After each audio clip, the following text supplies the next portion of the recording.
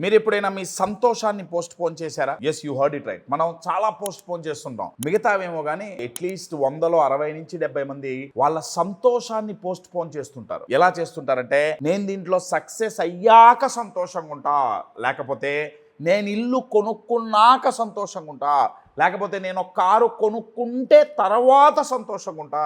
కషాబ్ goals పెట్టుకోవడం తప్పరా, ఇల్లు కొనుక్కోవాలి, కారు కొనుక్కోవాలి, సక్సెస్ అవ్వాలి, ఎదగాలి అని గోల్ పెట్టుకోవడం తప్ప, ఎదిగేంత వరకు కష్టపడి ఎదిగిన తర్వాత ఆ రిజల్ట్ వచ్చిన తర్వాత ఆనందం వేరు కదరా. నేను కాదనట్ల. కానీ నా క్వశ్చన్ ఏంటంటే, మనం సంతోషాన్ని పోస్ట్ పోన్ చేస్తూ పోతే లైఫ్ వెయిట్ చేస్తుందా?